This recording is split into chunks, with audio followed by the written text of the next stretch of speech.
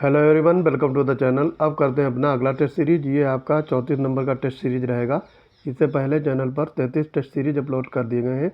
जो लोग नहीं देखे हैं, प्लेलिस्ट में जा कर के उन सारे टेस्ट सीरीज को देख लेंगे। और अगर इन सब की PDF या अन्य स्टडी मटेरियल चाहिए तो UPPSC मेकर टेलीग्राम चैनल से जुड़ जाएंगे। डिस्क्रिप्शन में मैं उसकी लिंक पिन कर दूँगा। तो बढ़ते हैं अपने आज के टेस्ट सीरीज की तरफ। पहला क्वेश्चन दिया है, सूची 1 को सूची 2 से मिलान करना है। तो यहाँ पे आपको देखेंगे पुर्तगाली, ये आपका 1498 में आए थे। डच है, ये आपका 1605 में। अंग्रेज आए थे आपके 1607 में।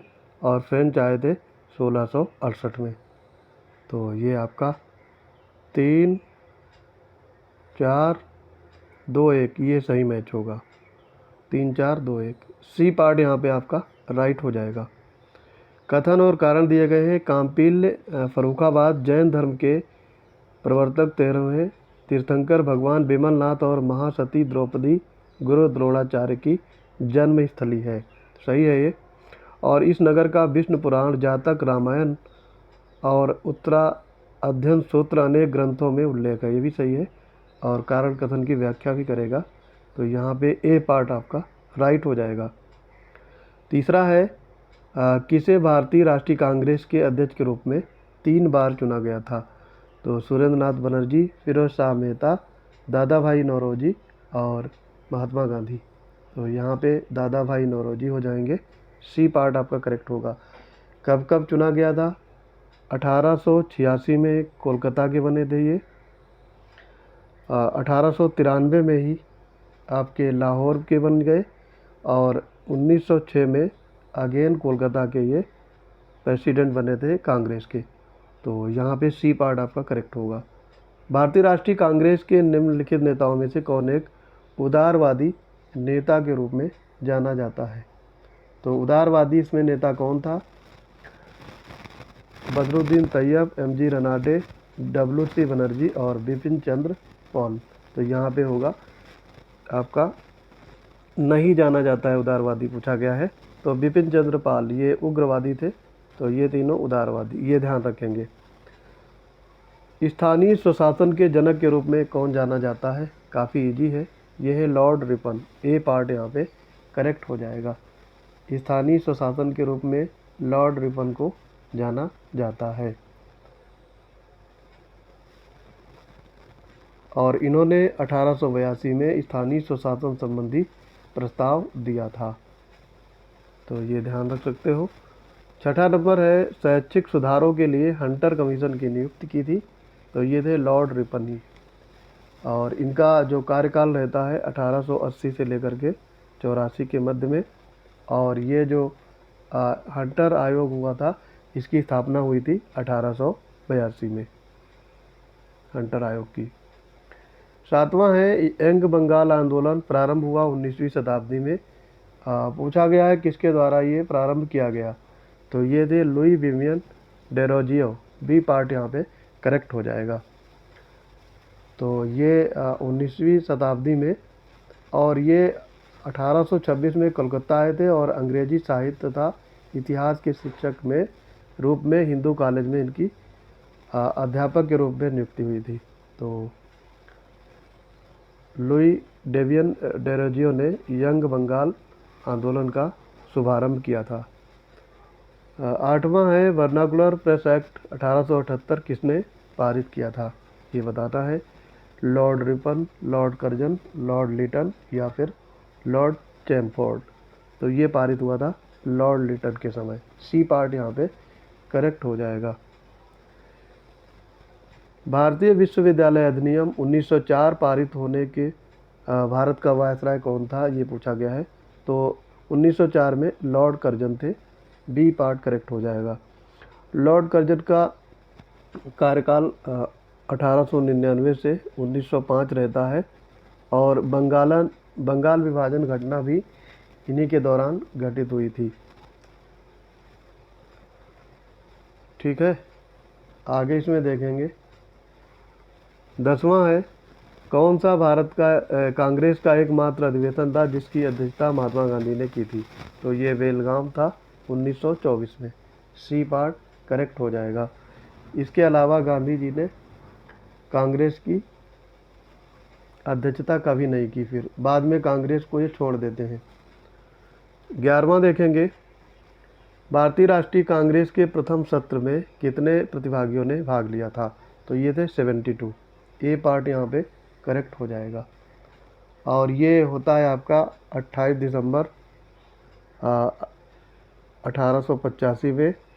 और कहाँ पे ये होता है? गोकुल दास तेजपाल संस्कृत कॉलेज मुंबई में।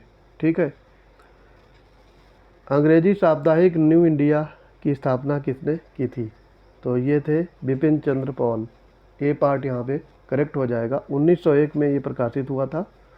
और ये बिपिन चंद्र पॉल ने वर्ष 1907 में आंध्रा में वंदे मातरम आंदोलन का प्रचार भी किया था। कांग्रेस के प्रसिद्ध त्रिपुरी अधिवेशन की अध्यक्षता किसने की थी? तो ये सुभाष चंद्र बोस।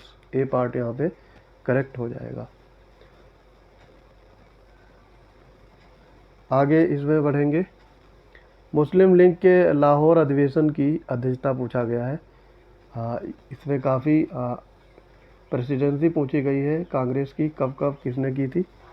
तो यहाँ पे आपका M.A. जिन्ना, डी पार्ट करेक्ट हो जाएगा। मुस्लिम लीग की स्थापना या फिर कहा जाए तो अध्यक्षता M.A. जिन्ना ने की थी 1940 में। और लाहौर प्रस्ताव एक औपचारिक बयान था जिसमें एक अलग मुस्लिम राज्य के निर्माण की मांग की गई थी। वंदे मातरम समाचार पत्र किसने शुरू किया था? तो ये थे Aurobindo Ghosh. B part correct हो जाएगा। 1905 में अंग्रेजी भाषा में ये समाचार पत्र स्टार्ट किया गया था। अरविंदो एक प्रसिद्ध दार्शनिक, योगी, महर्षि, कवि और भारतीय राष्ट्रवादी थे। 16वां नंबर है, ब्रिटिश इंडिया एसोसिएशन की स्थापना कब की गई थी? आपको ये ईयर्स दिए गए हैं, बताना है। तो यहाँ पे हो जाएगा 1851 में। ए पार्ट यहाँ पे करेक्ट हो जाएगा। और इसके संस्थापक सदस्य थे राधाकांत देव, ये अध्यक्ष बने। देवेंद्र नाथ टैगोर महासचिव, राजेंद्र लाल मिश्रा और हरिश्चंद्र मुखर्जी।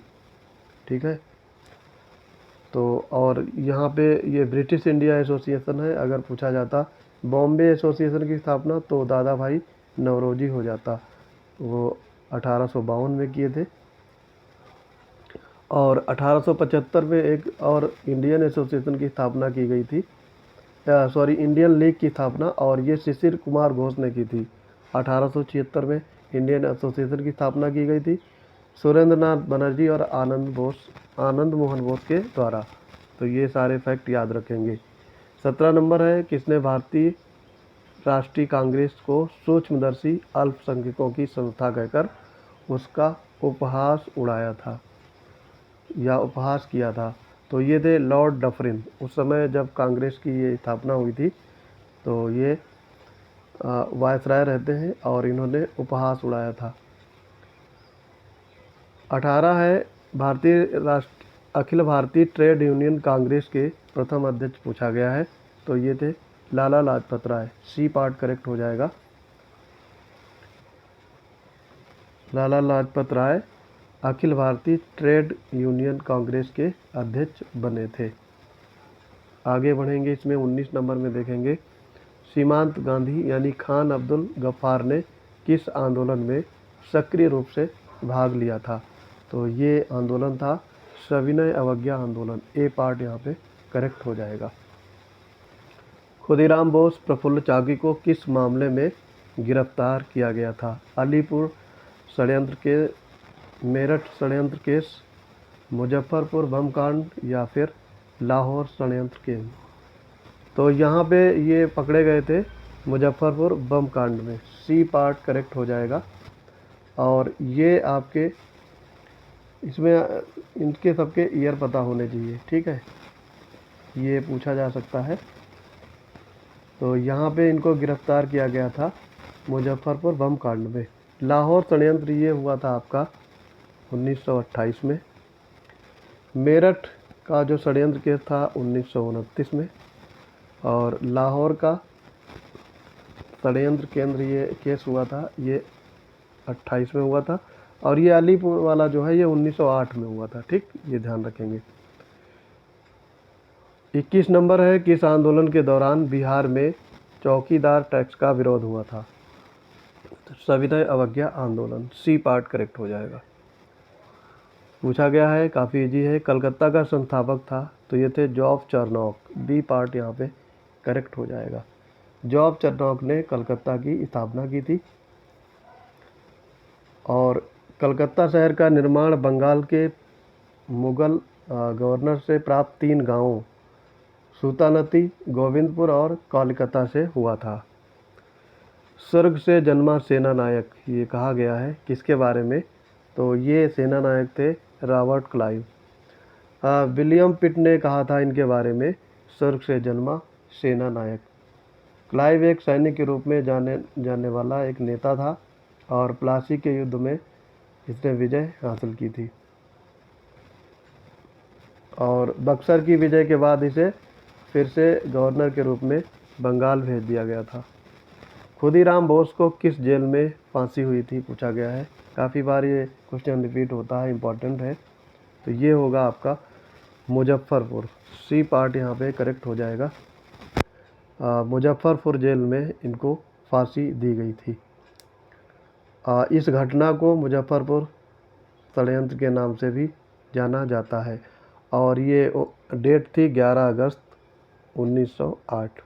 ठीक है, ये भी ध्यान रखेंगे। और इनको ये सब हुआ क्यों था? क्योंकि किंग फोर्स जो बंगाल के जिला मजिस्ट्रेट थे, उनकी हत्या की साजिश के आरोप में इनको खुदीराम बोस और इनके साथी प्रफुल्ल चाकी के साथ 11 अगस्त 1908 को फांसी की सज़ा सुनाई गई थी। गांधी इरविन समझौते पर हस्ताक्षर किए गए थे, डेट पूछ लिया है आपसे। तो ये गांधी इरविन समझौता हुआ था, इसमें 5 मार्च 1931 को हस्ताक्षर हुए थे। डी पार्ट करेक्ट हो जाएगा। और ये कब हुआ था? दूसरे गोलमेज सम्मेलन में पहले महात्मा गांधी और फिर वायसराय लॉर्ड इरविन द्वारा हस्ताक्षर किए गए। 26 नंबर है, कौन सी लड़ाई भारत में एंग्लो फ्रांसीसी प्रतिद्वंद्विता में निर्णायक साबित हुई? तो ये आपकी लड़ाई हो जाएगी, वानडिवास का युद्ध हुआ था। बी पार्ट करेक्ट हो जाएगा। ये 22 जनवरी 1760 में हुआ था। इसमें जो फ्रांसीसी थे उनको बुरी तरीके से अंग्रेज़ों ने हरा दिया था। कौन व्यक्ति चटगांव शस्त्रागार छापे से जुड़ा था? पूछा गया है ये। तो इसका आंसर हो जाएगा अर्धंतु दस्तीदार, बी पार्ट करेक्ट हो जाएगा। और ये कब हुआ था? 18 अप्रैल 1930 में, डेट याद रखेंगे। किस वंश के शासनकाल में नालंदा और विक्रमशिला विश्वविद्यालयों की स्थापना की गई थी? तो ये थे पाल वंश, बी पार्ट यहाँ पे करेक्ट हो जाएगा। और ये विक्रमशिला के महाविहार की स्थापना राजा धर्मपाल ने 775 से 800 ईस्वी में की थी। ठीक है, और आगे बढ़ेंगे। 21 अक्टूबर 1943 को सुभाष चंद्र बोस ने स्वतंत्र भारत की अनंतिम सरकार के गठन की घोषणा कहाँ पर की थी? तो ये सिंगापुर था। हाँ, ए पार्ट यहाँ पे करेक्ट हो जाएगा। इन्होंने वहाँ पे अस्थायी सरकार बनाई थी।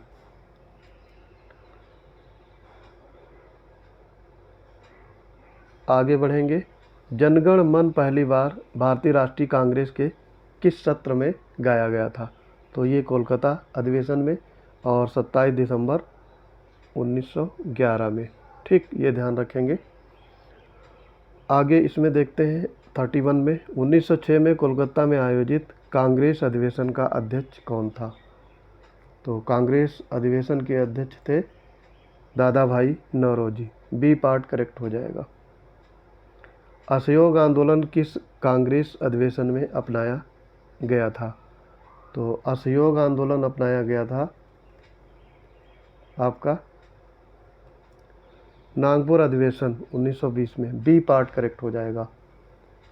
नागपुर अधिवेशन में असहयोग आंदोलन कांग्रेस के अधिवेशन में अपनाया गया था।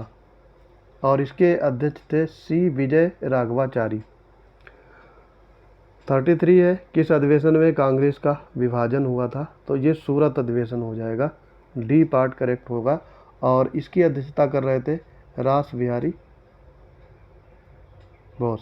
ठीक है, तो इसके अध्यक्ष थे रास Bihari Ghosh, D part correct होगा। पूर्ण स्वराज की मांग की गई थी लाहौर अधिवेशन में 1929 को, काफ़ी इजी है। कांग्रेस के बेलगाम शिखर सम्मेलन के दौरान अध्यक्ष थे महात्मा गांधी 1924 में। दादा भाई नौरोजी किस समाचार पत्र के संपादक थे? ये पूछा गया है। संवाद कौमुदी, राष्ट्रगुप्तार, महारत्ता, सोम प्रकाश। तो ये आंसर हो जाएगा राष्ट्रगुप्तार, बी पार्ट करेक्ट हो जाएगा। 3 बार ये कांग्रेस के अध्यक्ष बनते हैं। प्रांतों में द्वैध शासन की समाप्ति की सिफारिश किस अधिवेशन के द्वारा की गई? तो ये था आपका भारत सरकार अधिनियम 1935, डी पार्ट करेक्ट हो जाएगा। मंदिर प्रवेश आंदोलन ये 1927 में शुरू हुआ था। पूछा गया है किसने शुरू किया था मंदिर प्रवेश आंदोलन? ये B.R. अम्बेडकर ने, सी पार्ट करेक्ट हो जाएगा यहाँ पे। अलीगढ़ आंदोलन किनके द्वारा शुरू किया गया? पूछा गया है। डॉक्टर मकफूर अहमद आज़ादी, मोहम्मद अली जिन्ना, मौलाना मंजूर हसन या सर सैयद अहमद खान। तो ये होगा आपका सर सैयद अहमद खान ने, डी पार्ट करेक्ट हो जाएगा। महात्मा गांधी द्वारा भारत छोड़ो आंदोलन किस शहर से शुरू किया गया था? तो ये था बम्बई, डी पार्ट करेक्ट हो जाएगा। आगे इसमें देखते हैं, किस शासक ने कहा था कि हिंदुस्तान को मुस्लिम यानी दार उल इस्लाम राज्य में परिवर्तन करना असंभव है? तो ये थे इल्तुतमिश, बी पार्ट करेक्ट हो जाएगा। दिल्ली सल्तनत का एकमात्र सुल्तान जिसने स्वयं को खलीफा घोषित किया था? बाबर, कुतुबुद्दीन ऐबक, कुतुबुद्दीन मुबारक खिलजी या फिर इल्तुतमिश? तो ये थे Qutbuddin Mubarak Khilji, C part correct हो जाएगा।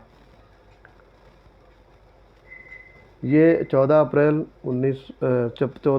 1316 में कुतुबुद्दीन की उपाधि के साथ सिंहासन पर बैठता है। ठीक है, आगे इसमें बढ़ेंगे। मध्यकालीन भारतीय इतिहास के संदर्भ में बताना है, चौधरी कौन होता था? तो ये होता था 100 गांवों का प्रमुख अधिकारी, ए पार्ट यहाँ पे करेक्ट हो जाएगा। भारत में पहली तुर्की मस्जिद कौन थी? ये पूछा गया है, तो ये थी Qutub ul Islam, B part correct होगा। ठीक है, कुतुब उल इस्लाम ये दिल्ली की सबसे प्राचीन मस्जिद है और इसका निर्माण गुलाम वंश के शासकों ने करवाया था। मध्यकालीन भारतीय इतिहास में किसे मध्यकालीन संगीत का संस्थापक कहा जाता है? तो ये होंगे आपके अमीर खुसरो, बी पार्ट करेक्ट हो जाएगा। और इन्होंने 8 सुल्तानों का शासन देखा था।